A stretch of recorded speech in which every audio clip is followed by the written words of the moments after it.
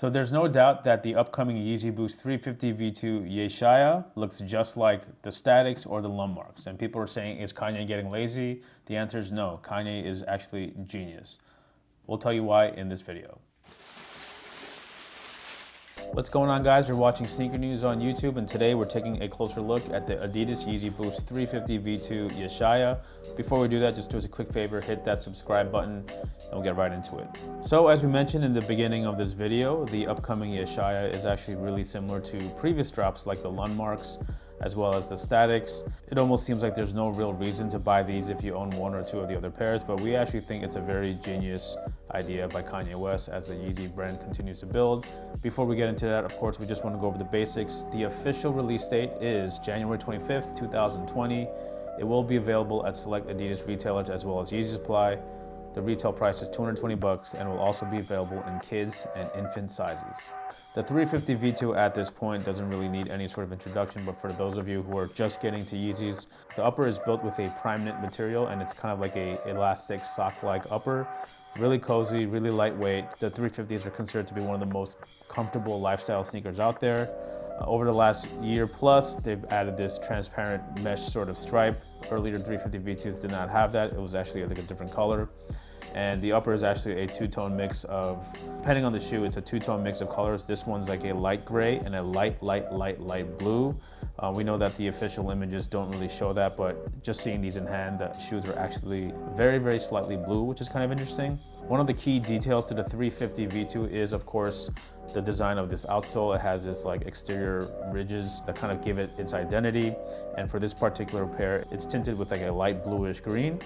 And on the outsole, it's almost like a yellowish, orangish gum sole sort of mock-up. And of course, you can see the Boost cushioning through there.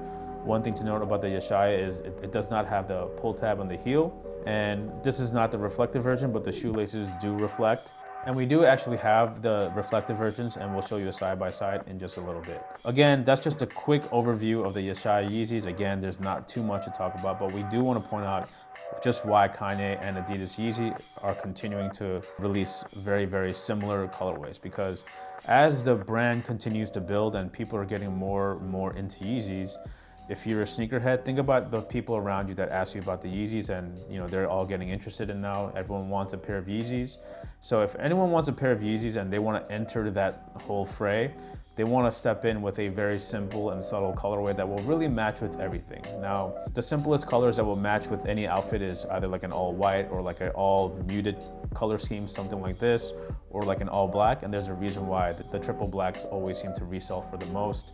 They dropped roughly 1 million pairs of the all white pairs 2 years ago. Clearly that's what people want, and like we said, as the adidas Yeezy business continues to expand and becomes more mainstream, and as more people want to say, you know what, I'm gonna rock some Yeezys now, they're met with this simple colorway that can really go with anything. Stuff like the glows that are like all neon green, or if Kanye dropped like an all pink version, it'll still sell, but they just won't move as many units as something as simple and clean just like this. In our opinion, there's a reason why Kanye and Yeezy are gonna continue down this path of just releasing very similar yet neutrally toned colorways.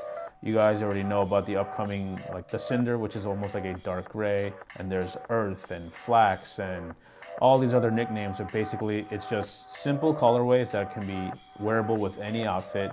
It's not super offensive, and what we mean by that, it's not like a look at me type of shoe.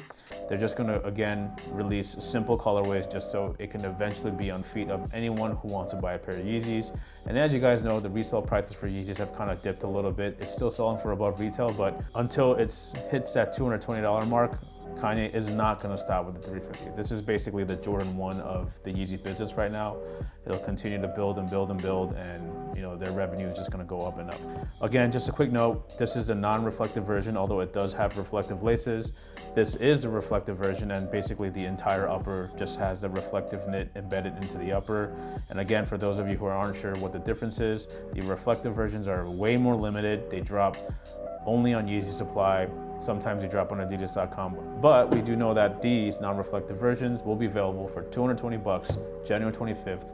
Adults, kids, infant sizes. Check the store list below. Let us know in the comments if you're gonna cop these, and we'll catch you in the next video.